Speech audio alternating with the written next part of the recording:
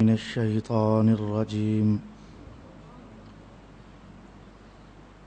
بسم الله الرحمن الرحيم.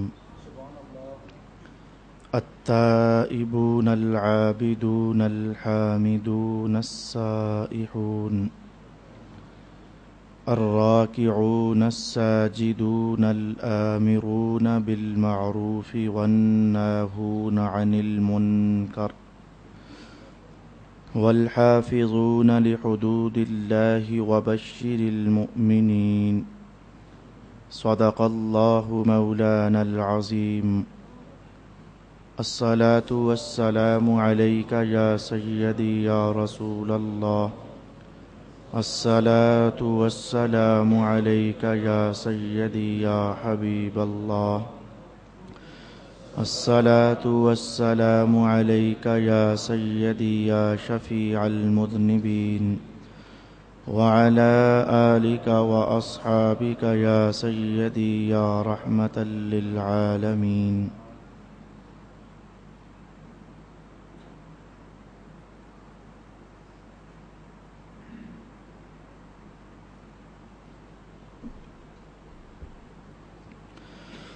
اللہ رب العالمین نے کچھ ایمان والے ایسے ہیں جنہیں جنت کی بشارت ارشاد فرمائی ہے، اور ان کی خوبیوں کا تذکرہ کرتے ہوئے ارشاد ہوا کہ پہلی بات تو یہ ہے کہ وہ توبہ کرنے والے ہوتے ہیں، دوسری بات یہ ہے کہ وہ عبادت گزار ہوتے ہیں، تیسری بات یہ ہے کہ وہ اللہ کی حمد کہنے والے ہوتے ہیں، جس بھی حالت میں ہوں وہ اللہ کا شکر ادا کرتے ہیں۔ ان تین خوبیوں پر گزشتہ نشستوں میں ہم نے کلام سماعت کیا ہے۔ آج کا پہلا سبق جن ایمان والوں کو جنت کی بشارت ہے ان کے متعلق کہا گیا کہ ان کی چوتھی خوبی یہ ہے کہ وہ سائحون ہیں، سین اس کے بعد الف پھر حمزہ پھر ہے، سائحون ہیں۔ تو یہ سائحون ہونا یہ چوتھی خوبی اور چوتھا کمال اللہ رب العالمین نے ان ایمان والوں کا بیان فرمایا ہے۔ ہمیں جاننا چاہیے کہ یہ سائحون کیا ہوتا ہے۔ میرے دوست، یہ لفظ بنا ہے ساحتن سے، سین زبر الف سا اور پھر ہا اور تے، ساحتن۔ تو یہ ساحتن سے بنا۔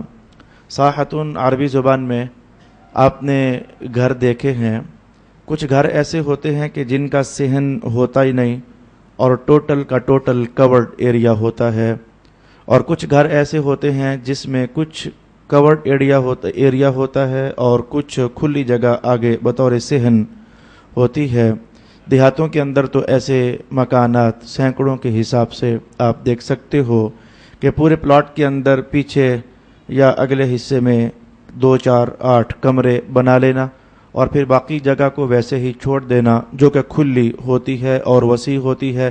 ہم صحن کہتے ہیں، عربی زبان میں اسی صحن کو ساحہ کہا جاتا ہے۔ اسی لیے یہ جو کھیل کا میدان ہے تو کھیل کے میدان کو بھی عربی زبان میں ساحت الارض کہا جاتا ہے، یعنی بنیادی طور پر لفظ ساحہ اس کا معنی ہوتا ہے کھلا ہونا، وسیع ہونا اور پھیلا پھیلا ہونا۔ اسی بنیاد پر یہ جو لوگ سیر و سیاحت کے قائل ہوتے ہیں، تو سیاحت یہ سیر اور سیاحت، تو سیاحت کرنے والے کو آپ جانتے ہیں کہ ہماری زبان میں سائح بھی کہا جاتا ہے، لیکن زیادہ مشہور سیاح کہا جاتا ہے۔ سیاح یہ بہت زیادہ سیر سپاٹا کرنے والے ہیں، تو انہیں بھی اسی لیے سیاح کہتے ہیں کہ وہ زمین کے ایک وسیع ترین حصے کو اپنے سفر کی لپیٹ میں لے لیتے ہیں۔ مثالیں سننا چاہو تو ایک اور مثال میں آپ سے کہوں گا کہ ایک پانی کھڑا ہوتا ہے، ہم پنجابی میں اسے چھپڑ کہتے ہیں، لیکن ایک پانی نہروں میں جاری ہوتا ہے۔ آپ کے ہاں تو نہری علاقہ نہیں ہے، ہمارے پنجاب میں تو بے شمار نہریں ہیں، تو جو نہروں کے اندر چلنے والا پانی ہوتا ہے اسے بھی عربی زبان میں سائح کہا جاتا ہے، بھئی وہ درجے میں بہت وسیع ہوتا ہے اور بہت کھلا ایریا وہ کراس کرتا کرتا آگے بڑھ جاتا ہے۔ تو لغوی تحقیق میں آپ نے محسوس کیا کہ سائحون وہ لوگ ہوتے ہیں کہ جنہیں وسعت حاصل ہوتی ہے۔ اب یہ وسعت سے کیا معنی مراد ہے، میں اس سلسلے میں رسول اکرم صلی اللہ علیہ وآلہ وسلم کی حدیث شریف کے الفاظ آپ کے سامنے عرض کرنا چاہوں گا۔ حضرت ابن عمیر رضی اللہ تعالی عنہ ارشاد فرماتے ہیں، رسول پاک صلی اللہ علیہ وآلہ وسلم سے پوچھا گیا، میرے آقا یہ جو اس آیت میں کہا گیا ہے کہ سائحون، تو یہ کون لوگ ہوتے ہیں جنہیں سائحون کہا گیا؟ رسول پاک صلی اللہ علیہ وآلہ وسلم نے ارشاد فرمایا کہ سائحون کا معنی ہوتا ہے روزہ رکھنے والے۔ تو رسول اللہ نے سائحون کا ترجمہ ارشاد کیا کہ روزہ داروں کو قرآن حکیم نے سائح کہا ہے۔ اب میں آپ کی توجہ جمانا چاہوں گا کہ جتنی بھی عبادات اللہ نے فرض کی ہیں ذرا ان کا نام سامنے لائیے۔ ایک کو نماز کہیں گے، ایک کو روزہ کہتے ہیں، ایک کو زکوٰۃ کہتے ہیں، اور پھر ایک کو حج کہا جاتا ہے۔ یہ فرض درجے کی یہ 4 عبادات ہم جانتے ہیں۔ تو ان چاروں عبادات میں ادا کرنے کے اعتبار سے جو سب سے وسیع عبادت ہے، جو سب سے لمبی عبادت ہے، جس میں بندہ تسلسل کے ساتھ ایک وسیع اوقات کا حصہ ہے جو بندہ عبادت کی حالت میں گزارتا ہے، تو آپ کو جاننا چاہیے وہ روزے کی حالت ہے۔ بھائی نہیں سمجھے تو یہ نماز دیکھیں، فجر سب سے چھوٹی ہے، 5 منٹ لگ گئے، عشاء سب سے لمبی ہے، میاں وہ بھی تو آخر 20-25 منٹ میں ختم ہو جاتی ہے۔ رمضان المبارک میں چلو تراویح بھی ساتھ جوڑ لو تو گھنٹہ سوا گھنٹہ سے زیادہ اس فرض کی ادائیگی میں نہیں لگتا ہے۔ میں کہوں گا زکوٰۃ ہے تو میاں وہ تو ادا کرنے میں 2 منٹ بھی نہیں لگتے ہیں، ادھر پیسہ جیب سے نکالا اور ساتھ ہی کسی غریب کو دے دیا تو پل یا 2 پل لگے تو وہ فرض بھی ادا ہو گیا۔ اچھا جی، جس کو ہم نے حج کہا، نہ کہیے گا کہ حج ادا کرنے پر 40 دن لگتے ہیں۔ یہ 40 دن ہماری حکومت کی فلائٹس کی مجبوریاں ہیں، جہاز کم ہیں، وہ ترتیب وار پھر شیڈول وہ طے ہوتا ہے، تو جو جتنا پہلے گیا پھر وہ اتنا ہی بعد میں واپس آ جاتا ہے۔ وگرنہ اگر بنیادی طور پر حج میں جو حج جس شے کا نام ہے اگر ہم دیکھیں تو یہ 7 چکر کاٹے جاتے ہیں، آدھے گھنٹے میں وہ پورے ہو جاتے ہیں۔ اچھا جی، اس کے بعد بندہ پھر فارغ ہے، پھر وہ اگلا دن بھی گزر جائے گا، اگلی رات بھی گزر جائے گی، بندہ وہ مینا میں جا پہنچتا ہے تو مینا میں حج ادا نہیں ہوتا ہے، وہ وہاں رہنا سنت ہے۔ حج کی ادائیگی پھر 9 ذوالحج کو ہم عرفات میں جا پہنچتے ہیں تو ظہر سے لے کر تو مغرب تک وہاں رہنا یہ لازم ہے۔ ہاں جی، میں نے کہا بہت لمبا بھی ہوا کوئی کام تو کہاں تک ہوا، ظہر سے لے کر تو مغرب تک وہاں رہنا یہ لازم قرار دے دیا گیا۔ تو اس کے بعد رات ساری پھر بندہ فارغ ہے، اور صبح ہوتا ہے تو شیطان کو ذرا کنکر مارنے ہوتے ہیں، تو کنکر مار کر تو آ کر ذبح کرو اور ٹینڈ کرو تو بندہ پھر فارغ ہو جاتا ہے۔ میں نے کہا حج بھی آپ نے محسوس کیا کہ وہ مختلف قطعات ہیں، ٹکڑوں میں بٹا ہوا ہے، کوئی آدھے گھنٹے پر مشتمل، کوئی 2 گھنٹوں پر مشتمل، کوئی 6 گھنٹوں پر مشتمل۔ لیکن روزہ ایک ایسی عبادت ہے کہ بندہ وہ صبح تڑکے شروع کرتا ہے، وہ 12 بجے تک، پھر ظہر تک، پھر عصر تک، اور پھر مغرب تک مسلسل اسے ایک ہی پوزیشن میں رہنا پڑتا ہے، تو جا کر کے تو ایک فرض ادا ہوتا ہے۔ آپ محسوس کر گئے کہ سائحون کا معنی تھا وسیع ہونا، تو حضور رحمت عالم نے فرمایا کہ پھر ان عبادات میں جو سب سے وسیع ترین عبادت ہے وہ تو روزہ ہی بنتا ہے۔ تو مصطفیٰ جان رحمت نے اس بنیاد پر سائحون کا ترجمہ ہمیں ارشاد فرمایا کہ روزہ رکھنے والے، او کما قال النبی صلی اللہ علیہ وآلہ وسلم۔ میں کہوں گا کہ ہمارے مذہب میں یہ دستور ہزاروں مقامات پر دیکھا جا سکتا ہے کہ کوئی بھی عبادت اسے ادا کرنے میں جتنی زیادہ مشقت کا سامنا کرنا پڑتا ہے، اللہ رب العالمین اس کا اجر اور اس کا نتیجہ اتنا ہی زیادہ پھلدار بنا دیتا ہے۔ میں کہوں گا کہ یہ دیکھیے، میں ہر ایک عبادت کی مشقت اس وقت آپ کے سامنے نہیں لانا چاہتا. میں صرف یہ بتانا چاہتا ہوں کہ یہ دیکھیے سب سے لمبی ترین عبادت میرے دوست وہ روزہ ہوا. اگر آپ کہو جی حج 5 دن تو استعمال ہوتے ہیں تو میں پھر کہوں گا پھر روزے 29 دن تک چلتے ہیں, تو پھر آپ کیا کہو گے؟ اگر ٹوٹل دورانیہ مراد لیا جائے تب بھی تو پھر روزے ہی ہمارے سامنے وسیع ترین عبادت کے حوالے سے سامنے آئے. تو اتنی لمبی ترین عبادت, مسلسل بھوکا رہنا, مسلسل پیاسا رہنا, مسلسل اپنی خواہشات کو روک کر رکھنا, مسلسل نظروں پر پہرا بٹھا دینا. اب اس کی جزا بھی تو دیکھو. رسول اکرم علیہ السلام کہتے ہیں کہ اللہ رب العالمین نے خود ارشاد فرمایا ہے کہ قیامت والے دن یہ جتنی بھی عبادات ہیں کہ ممکن ہے کہ بندہ لے کر آیا تو تھا لیکن اس کے پاس نہ رہیں, لے کر آیا تو تھا لیکن اس کے پاس نہ رہیں. وہ بھائی اس سے میری مراد اس حدیث کی طرف اشارہ ہے کہ حضور نے فرمایا کہ غریب آدمی کون ہے؟ کہا جی حضور جس کے پاس پیسے نہیں ہیں. فرمایا نہیں, غریب وہ ہے جو رمضان اور جو قیامت کے دن آیا تو اس کے پاس نمازیں بھی تھی, زکوٰۃ بھی تھی, لیکن اس نے کسی کی غیبت کی تھی, کسی کی چغلی کی تھی, کسی کو گالی نکالی تھی. تو جن کے ساتھ زیادتیاں ہوئیں تو اللہ ان کی عبادات اٹھا کر کے تو انہیں دے دے گا, نمازیں فارغ, زکاتیں فارغ اور بہت کچھ فارغ. لیکن حضور رحمت عالم نے کہا کہ اللہ ارشاد فرماتا ہے کہ یہ عبادت جو ہے یہ بہت لمبی عبادت ہے نا, تو اس کی جزا میں رب کائنات نے کہا کہ اس کی جزا جو ہے وہ تو میں رب تمہیں دے کر ہی رہوں گا. مانا یہ کہ اس کی جزا اٹھا کر کے کسی اور کو دے دی جائے, تمہیں خالی کر دیا جائے, ایسا نہیں ہوگا. اس کی جزا دے کر بھی رہوں گا اور دینے والے بھی میں خود ہوں گا. او کما قال النبی صلی اللہ علیہ وآلہ وسلم, رمضان کے روزے تو فرض ہیں ہی ہیں, لیکن اگر اللہ توفیق کا دروازہ کھول دے تو رسول اللہ پسند فرماتے ہیں کہ کوئی بندہ قیامت والے دن اٹھے تو لکھا ہوا ہو کہ یہ تو زندگی بھر روزے ہی رکھتا رہا ہے, یہ زندگی بھر روزے رکھتا رہا ہے, اس کے نامہ اعمال میں یہ لکھا ہوا ہو. حضور اس بات کو بڑا پسند فرماتے ہیں. لیکن آپ جانتے ہو کہ یہ تو بڑا مشکل ہے نا, زندگی بھر بندہ روزہ رکھے, کبھی ناغہ نہ کرے, نہ سردی دیکھے نہ گرمی دیکھے.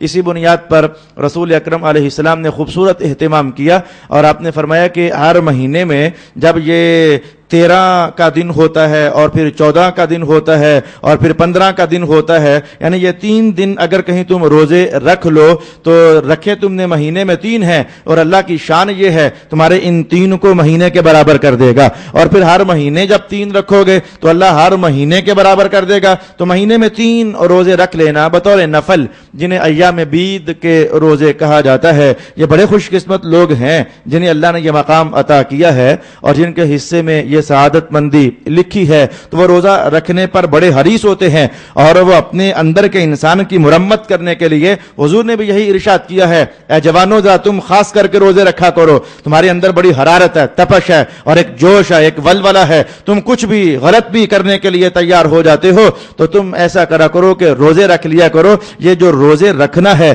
یہ تمہارے اندر کی بھڑک کو ختم کر دے گا اور تمہارے اندر کی آتش کو ٹھنڈا کر دے گا. او کما قال النبی صلی اللہ علیہ وآلہ وسلم, ارشاد گرامی ہوا کہ بشارت ہے ان لوگوں کے لیے جو توبہ کرتے رہتے ہیں, جو عبادت کرتے رہتے ہیں اور جو اللہ کی حمد کرتے رہتے ہیں اور پھر جو اللہ سے روزہ رکھنے کی سعادت بھی حاصل کر لیتے ہیں. نمبر 5 پر ارشاد کیا کہ الراکعون الساجدون, اور 5ویں خوبی یہ ہے ان ایمان والوں کی جنہیں اللہ بشارت دیتا ہے, ان کی 5ویں خوبی یہ ہے وہ رکوع کرنے والے ہیں اور سجدہ ادا کرنے والے ہیں. قرآن حکیم کی بھی کیا شان ہے, میں کہوں گا کہ اکثر آپ پاؤ گے کبھی قرآن کہتا ہے وَارْكَعُوا مَعَ الرَّاكِعِينَ, کبھی کہتا ہے وَارْكَعُوا وَاسْجُدُوا, کبھی کہتا ہے الراکعون الساجدون. یہ نماز میں حالتیں بڑی بڑی 4 ہیں, کبھی قیام ہے, کبھی رکوع ہے, کبھی سجدہ ہے اور کبھی بیٹھنا ہے. بیٹھنے کو ہم قعدہ عربی زبان میں کہتے ہیں. یہ 4 بڑی حالتیں ہیں, لیکن کم ایسا ہوگا کہ آپ پاؤ کہ قرآن کہے کہ اللہ کے سامنے کھڑے ہوا کرو یعنی نماز پڑھا کرو, بہت کم ایسا ہے. یا قرآن کہے کہ اللہ کے سامنے بیٹھا کرو یعنی نماز پڑھو, بہت کم ایسا ہے. بلکہ بیٹھنے کے الفاظ تو مجھے لگ رہا ہے کہ جیسے ایک بار بھی اس وقت نظر میں نہیں پڑ رہے, لیکن جب بھی نماز کا حوالہ چلے گا تو یہ 2 جو درمیان کی کیفیات ہیں انہیں بڑا اٹھایا جاتا ہے. وَارْكَعُوا وَاسْجُدُوا, کہنا ہوتا ہے نماز پڑھا کرو, لیکن کہا جاتا ہے رکوع دیا کرو, سجدہ دیا کرو. اے اللہ تو قیام کی بات نہیں کرتا, قعدے کی بات نہیں کرتا, یہ بیٹھنے کی بات, کھڑا ہونے کی بات, اس پر ائمہ تفسیر نے کہا کہ یہ جو کھڑا ہونا ہے اور یہ جو بیٹھنا ہے یہ دو کیفیتیں ایسی ہیں جو صرف عبادت کے لیے خاص نہیں ہے. ویسے بھی تو بندہ کھڑا ہی رہتا ہے, ویسے بھی تو بندہ بیٹھا ہی رہتا ہے. ان دو لفظوں کے کہنے میں وہ مزہ نہیں ہے, وہ مقام نہیں ہے اور وہ اشارہ نہیں ہے جو یہ کہنے میں ہے رکوع کیا کرو اور سجدہ کیا کرو. یہ دو کیفیات ایسی ہیں کہ نماز سے نکل جاؤ نا, نہ کہیں تم اس رکوع والی پوزیشن میں نظر آتے ہو نہ اس سجدے والی پوزیشن میں نظر آتے ہو. یہ رکوع والی پوزیشن نماز کے ساتھ خاص ہے اور سجدے والی پوزیشن یہ بھی نماز کے ساتھ خاص ہے. بلکہ میرے ایک اور مفسر کا حوالہ میرے ذہن میں پڑ گیا, وہ فرماتے ہیں کہ اللہ یوں کیوں نہیں کہتا کہ کھڑے ہوا کرو, بلکہ کہتا ہے کہ رکوع کیا کرو اور سجدہ کیا کرو. زبردست نقطہ اخذ کیا, طبیعت باغ باغ ہو گئی اور طبیعت خوش ہو گئی. اس مفسر کا کلام پڑھ کر انہوں نے کہا کہ یہ قیام ہے نا, قیام یہ تو بندہ اللہ کے سامنے کھڑا ہو گیا اور رکوع میں بندہ ذرا جھک جاتا ہے اور سجدے میں بندہ ذرا اور جھک جاتا ہے. تو رب کائنات نے کھڑا ہونے کا حوالہ نہ دیا, میں رکوع اور سجدہ مانا کیا تھا کہ بندے کی بندگی کا اعجاز یہی ہے کہ وہ اللہ کے سامنے جھکا ہی اچھا لگا کرتا ہے, وہ اللہ کے سامنے بچھا ہی اچھا لگا کرتا ہے. اسی لیے ارشاد ہوا کہ الراکعون الساجدون, یہ رکوع کرنے والے اور سجدے کرنے والے انہیں تو بشارت ہے. اب یہ نماز کا عنوان ایسا ہے کہ کئی بار آپ لوگوں نے مجھ سے سماعت کیا اور علماء سے بھی سماعت کیا, لیکن ایسا ہوا کہ اب سے کوئی 20 دن پہلے ایک مسجد والوں نے مجھ سے درس حدیث کہیں لیا ہوا تھا, تو وہ کہنے لگے جی آپ ہمیں نماز تلقین کریں. میں نے کہا یہ عنوان تو میں کئی بار بتا چکا. کہنے لگے نہیں ہم پھر بھی یہی سننا چاہتے ہیں. اچھا میں کتاب کھول کر بیٹھ گیا, میں نے کہا اللہ مجھے آج کوئی نیا علم عطا فرما دے تاکہ ان لوگوں نے نماز کی خواہش کی ہے تو میں انہیں کوئی نیا کلام سنا کر آؤں. میرے دوست میں نے کنز العمال اٹھائی اور پڑھتا گیا. ایک ایسی حدیث شریف میرے مطالعے سے گزر گئی کہ جس کو پڑھ کر میرے جیسے کہتے ہیں نا کان کھڑے ہو گئے, میرے کان ہی کھڑے ہو گئے, اور اگر آپ پڑھو گے تو آپ کے بھی کان کھڑے ہو جائیں گے. لیکن کوئی ایسا ہے جسے میرا یہ حدیث کہنا اچھا نہیں لگے گا, آپ خود ہی سمجھ جانا وہ کون ہے کہ جسے میرا یہ حدیث کہنا اچھا نہیں لگے گا. آپ خود فیصلہ کر پاؤ گے, میں نام نہ بھی لوں تو آپ جان جاؤ گے یہ کس کی بات ہو رہی ہے.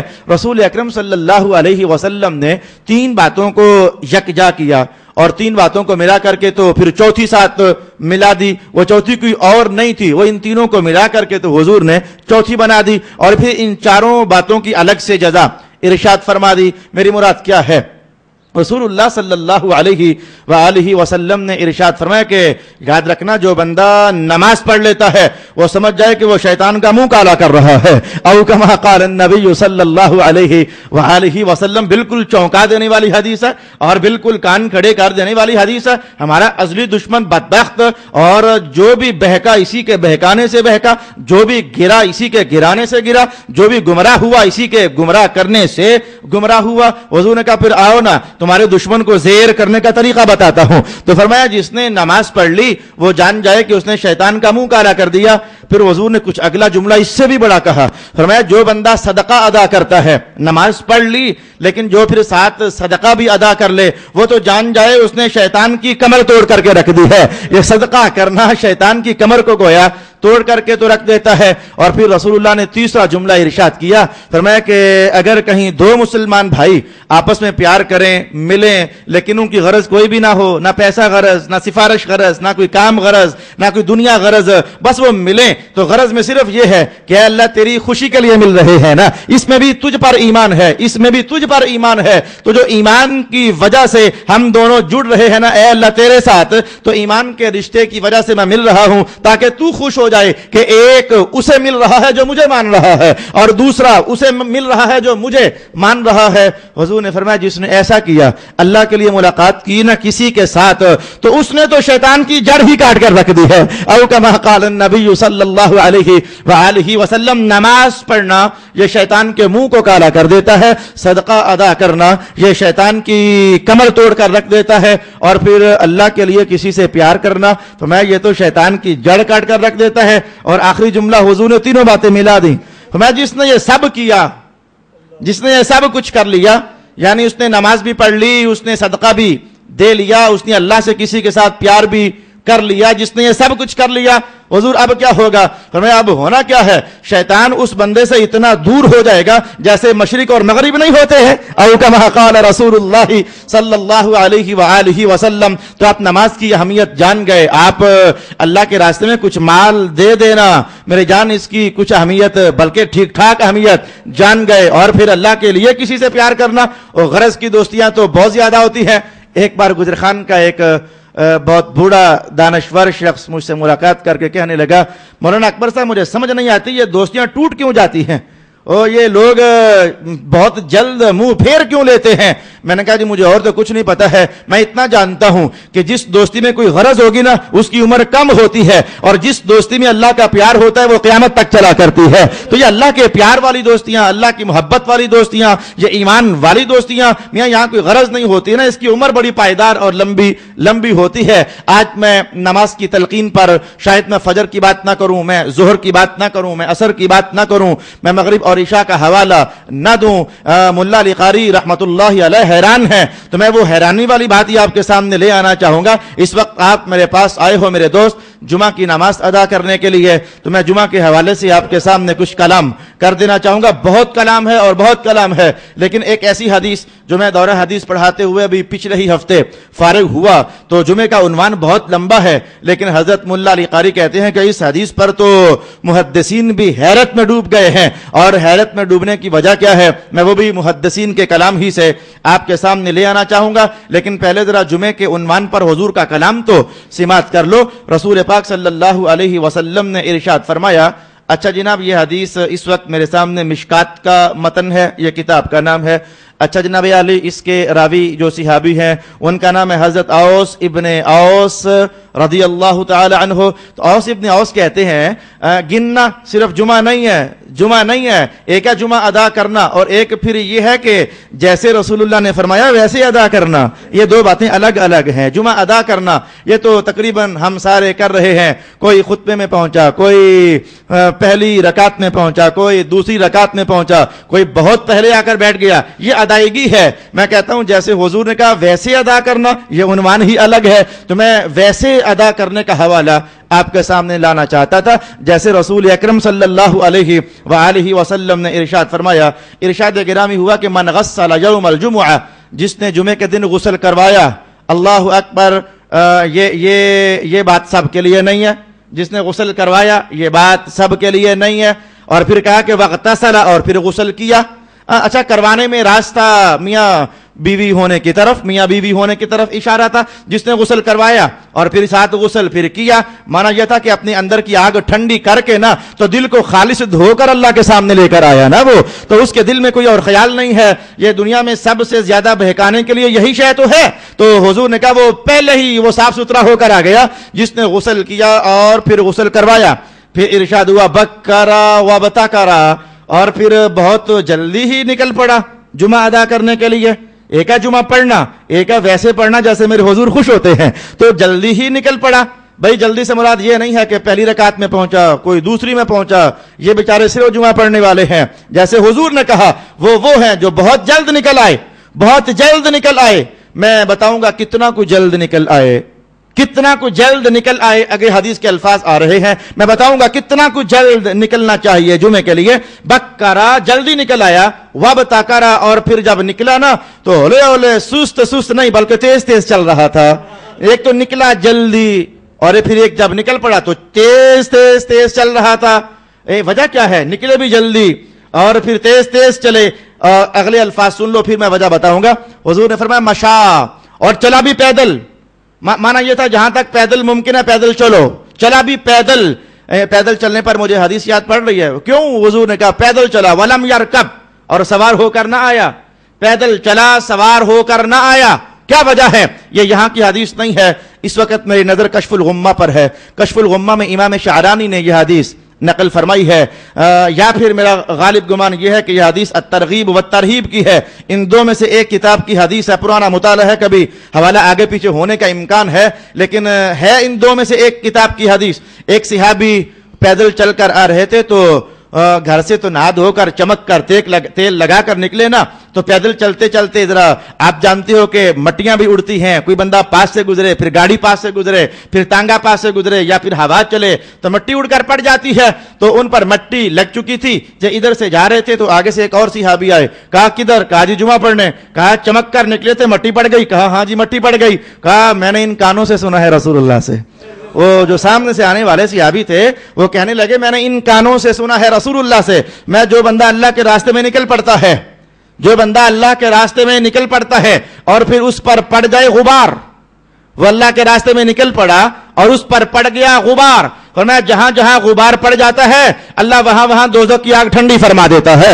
औ कमा क़ाल नबी सल्लल्लाहु अलैहि वसल्लम। फिर गाड़ी की शान तो अपनी है ना, शीशे बंद, अंदर हवाएं लगी हुई है मियां, फिर वो मकाम नहीं है। मैं ये नहीं कहता कि गलत है, लेकिन आप कम से कम शहर में से आने वाले हो, अगर मुमकिन हो पाए और होना चाहिए तो पैदल चलना। अच्छा जी सुनिए, मैंने कहा कि गुस्ल किया, गुस्ल करवाया, फिर जल्दी निकल पड़ा, फिर तेज तेज चला और फिर पैदल चला और सवार होकर भी ना आया। मेरे आका ये जल्दी आप क्यों निकलवा रहे हैं?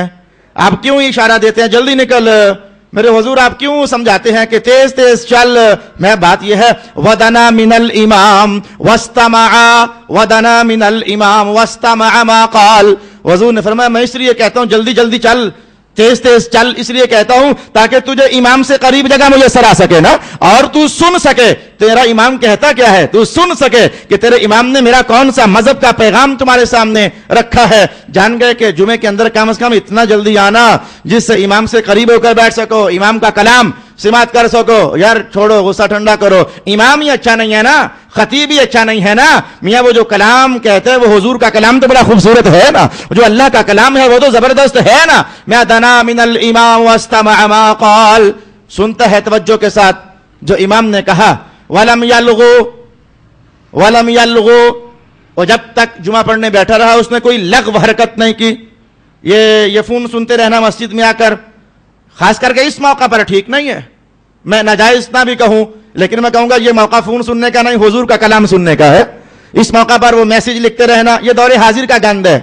जो बताना चाहता हूं ये लग़्व है, वरना पुराने जमाने में लग़्व वो मस्जिद के फर्श पक्के नहीं होते थे, कंकर होते थे उस पर।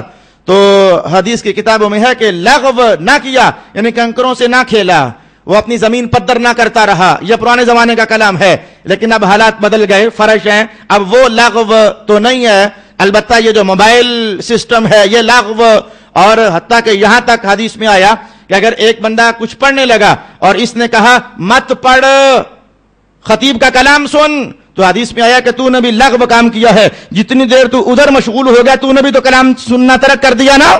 वलम यल्गु, मुतवज्जे होकर बैठा, ना इधर तवज्जो ना इधर तवज्जो, हुजूर के कलाम पर मुतवज्जे हुआ। अब सुनना मुशक्कत बड़ी है, कोई मजाक है?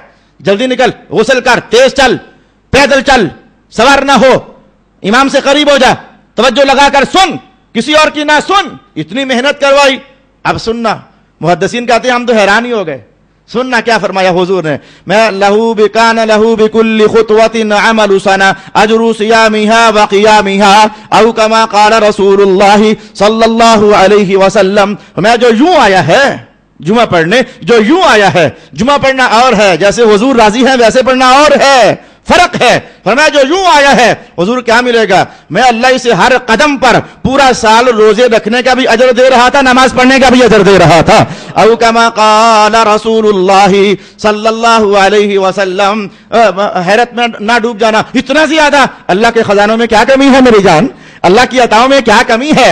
हमारे सवालों में बड़े से बड़े भी हों तो कम है, लेकिन अल्लाह की अताओं में तो कोई कमी नहीं है ना। आपने वो हदीस किसी जमाने में सुनी है मुझसे, जो आखिरी शख्स जन्नत में जाएगा तो हुजूर रहमत आलम फरमाते हैं अल्लाह उसे कितनी को जन्नत देगा, तो हुजूर कितनी को देगा। फरमाया वो आखिर में जाएगा तो अल्लाह उससे पूछेगा दुनिया जानता है कितनी थी, कहा मौला जानता हूं, मैं जितनी दुनिया है ना इतनी 10 बार और मिलाकर ये इतनी जन्नत में तुझे अकेले को अता कर रहा हूं, इतनी तुझे अकेले को। हुजूर कहते हैं बंदा मारे हैरत के कह डालेगा अल्लाह कहीं मजाक तो नहीं कर रहा मेरे साथ, तू तो मलिक है, रब्बुल आलमीन है, कहीं मजाक तो नहीं कर रहा। कहा मैं घटिया तरीन बंदा और इतनी ज्यादा जन्नत। हुजूर ने कहा अल्लाह इतनी दे भी ना तो अल्लाह के खजानों में इतनी भी कमी नहीं आई है कि अगर समंदर में सुई डालकर निकालो कुछ पानी तो कम हुआ है ना।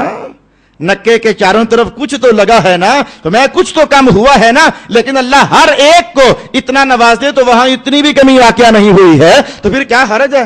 ایسے جمعہ پڑھو، اللہ ہر قدم پر سال بھر کے روزوں کا اجر عطا فرمائے اور سال بھر کے قیام کا اجر عطا فرمائے۔ او کما قال النبی صلی اللہ علیہ وآلہ وسلم التائبون العابدون الحامدون السائحون الراکعون الساجدون۔ اچھا وجہ حیرت کیا ہوئی؟ اب یہاں سے آپ یہ بھی سمجھ گئے نا کہ پیدل چلنے کی بات کیوں تھی؟ وہ قدم اٹھیں گے تو ہر قدم پر یہ جزا ہوگی نا، اگر قدم اٹھے ہی نہ تو۔